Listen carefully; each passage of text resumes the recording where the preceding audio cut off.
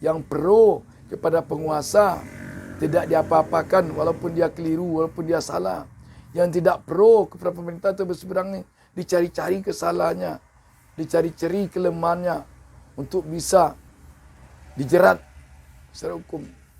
Kalau itu juga yang terjadi di negara ini, tidak bisa damai, tidak bisa aman, tidak akan bisa tentram, tidak akan bisa untuk tidak terbelah masyarakatnya.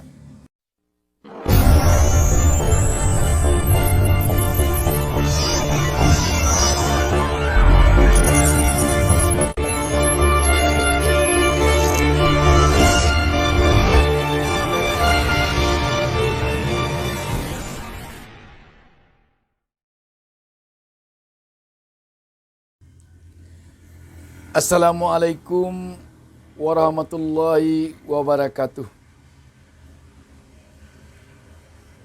Jumpa lagi dengan saya, Bustami Narda. Saya mendoakan kepada Allah Subhanahu wa taala, Tuhan Yang Maha Esa, semoga kita semua selalu berada dalam lindungan Allah Subhanahu wa taala, Tuhan Yang Maha Esa. Sahabat BN yang berbahagia dimanapun berada,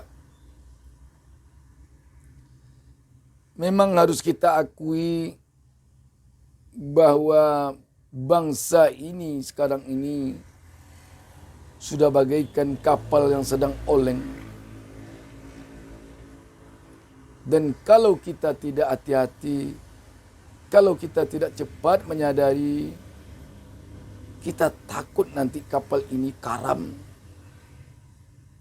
Kalau kapal ini karam, sulit kita bayangkan apa yang bakal terjadi. Kalau sempat kapal ini terpecah-pecah, sulit kita bayangkan nanti apa yang akan terjadi. Bangsa kita adalah bangsa besar. Bangsa kita ini adalah bangsa yang terdiri dari sekian banyak pulau. Karena itu, keutuhan negara ini sangat diperlukan oleh bangsa. Kita mengharapkan bangsa dan negara ini selalu utuh sampai hari kiamat kelak. Biarlah nanti goncangan ketika hari kiamat yang membuat negara dan bangsa kita ini terpisah-pisah. Jangan sampai goncangan politik yang membuat bangsa dan negara kita ini terpecah-pecah. Karena itu, kita perlu mewaspadai ini. Dan karena itu, kita perlu menyadari ini sebelum terjadi. Mewaspadai agar sebuah gelas tidak pecah jauh lebih perlu daripada merekat kembali sebuah gelas yang telah pecah. Ini yang perlu kita pahami.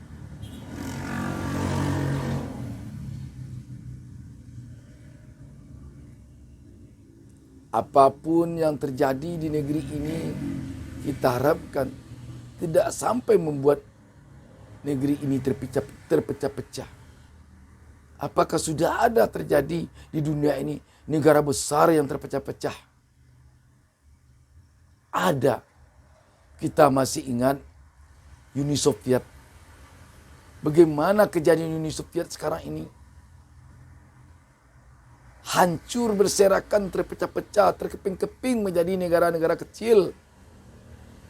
Kita tidak inginkan Indonesia seperti itu. Makanya kita perlu mewaspadai dari sekarang.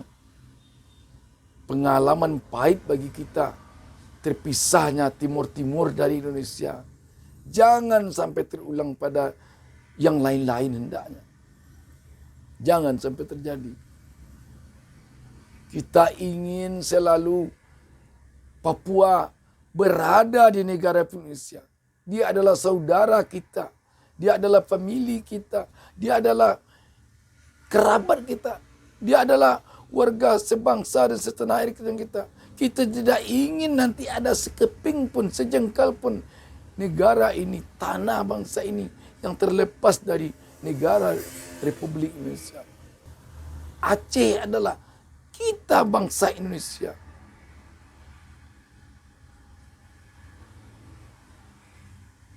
Minangkabau adalah negara Indonesia. Riau adalah negara Indonesia. Sulawesi adalah negara Indonesia. Jawa adalah negara Indonesia. Maluku adalah negara Indonesia. Ini yang perlu kita pegang teguh. Sila persatuan Indonesia perlu kita jadikan untuk menjadi perekat bangsa ini. Untuk menjadi kebulatan tekad bagi kita. Agar bangsa ini tidak ada yang keluar satu pun. Cukuplah sudah timur-timur. Cukuplah satu itu. Kalau sempat ada terjadi yang lain itu, suatu malapetaka yang perlu kita pahami adalah sebuah malapetaka besar yang sangat tidak diinginkan oleh bangsa ini. Sekali bangsa Indonesia ini utuh, dari Sabang sampai Merauke, selalu kita inginkan sampai di kiamat tetap utuh. Apa yang perlu kita lakukan untuk ini?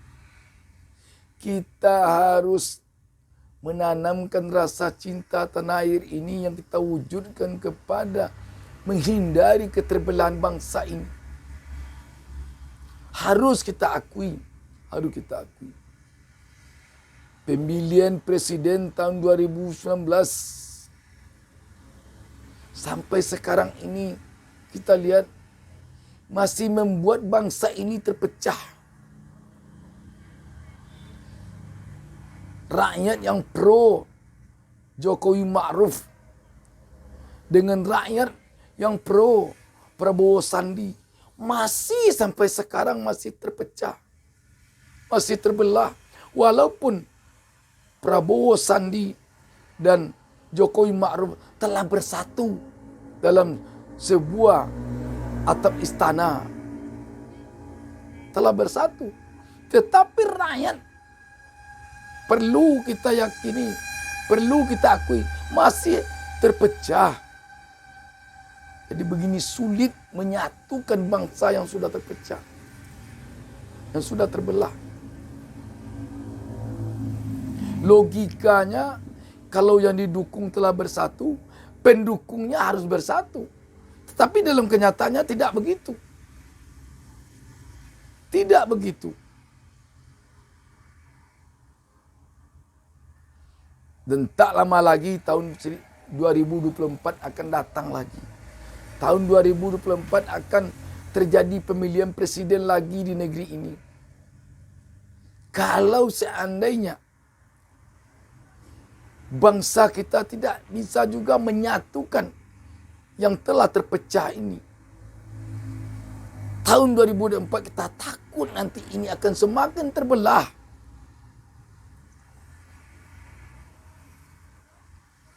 Untuk itu, tentu rakyat menghendaki bagaimana pemimpinnya ini benar-benar bersatu, benar-benar menyatu dalam artian yang sesungguhnya. Politik yang masih membedakan ini yang memilih saya, ini yang tidak memilih saya, perlu dihindari. Kalau sudah selesai pemilihan, pemimpinnya harus menyatukan rakyatnya. Perlu diwujudkan dalam bentuk nyata.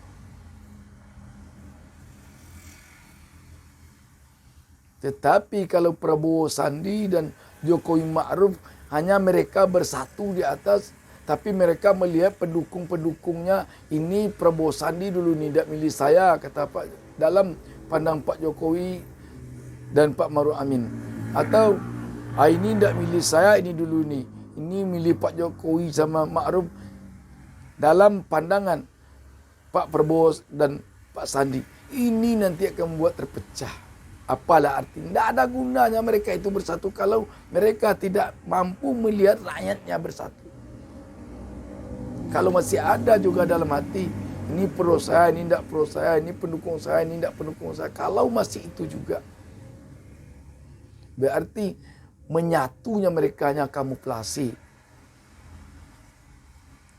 Mereka bersatu dalam sebuah atap istana, tetapi jua mereka masih tetap terpisah-pisah. Takut kita sekarang melihat kondisi kita sekarang ini.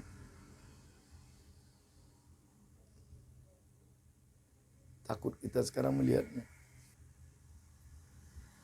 Coba lihat sekarang ini. Betapa banyak para pendukung Prabowo Sandi dulu yang sekarang berada dalam tahanan. Mulai dari ditahannya Habib Rizik. Orang tahu penahanan itu politisnya tinggi. Siapapun kemanapun di bawah itu, mata orang akan melihat itu penahanan Habib Rizik dan kawan-kawan yang tergabung dalam FPI. Ini nuansa politiknya sangat tinggi. Sangat tinggi. Dan orang akan melihat ini adalah masih rentetan dari keberpihakan Habib Rizik dan kawan-kawan di FPI dulu kepada Prabowo Sandi. Orang masih membaca begitu sampai sekarang. Apapun alasannya orang akan baca begitu. Maka orang rakyat akan berkesimpulan bahwa penahanan Habib Rizik dan kawan-kawan di FPI itu lebih kepada rasa sakit hati karena dia dulu tidak mendukung Jokowi Ma'ruf. Kenyataan itu yang terbaca oleh rakyat. Sampai kepada pembubaran FPI. Rakyat masih menilai bahwa pembubaran FPI ini karena sakit hati. Disebabkan oleh FPI dulu tidak mendukung Jokowi Ma'ruf, tetapi mendukung Prabowo Sandi. Apakah ini bisa dipoles dengan bersatunya sekarang Prabowo Sandi dengan Jokowi Ma'ruf? Tidak bisa. Dan ke depan nanti orang akan menilai.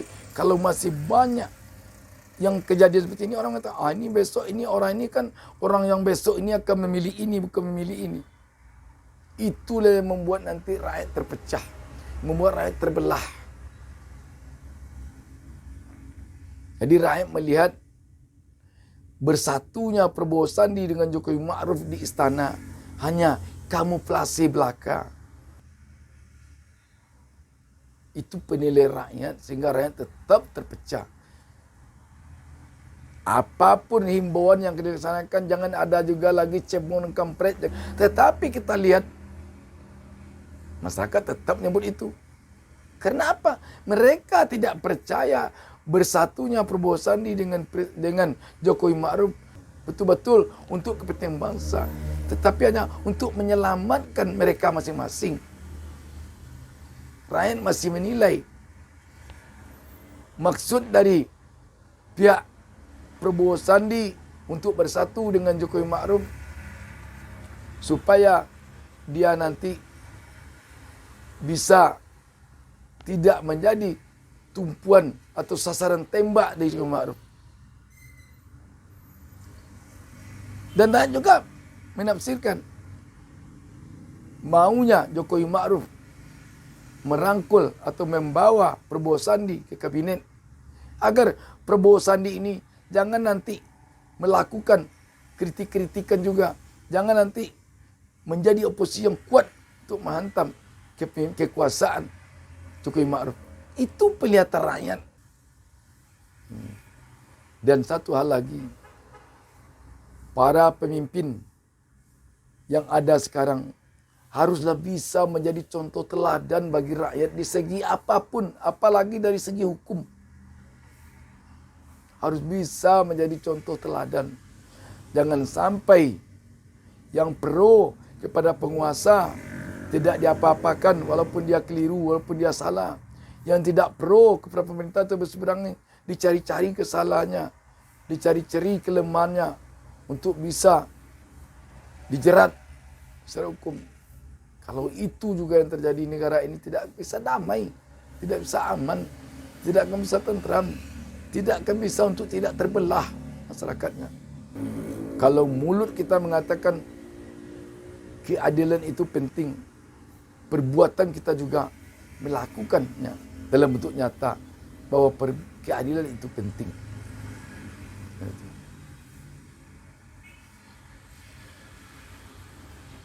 Demikian.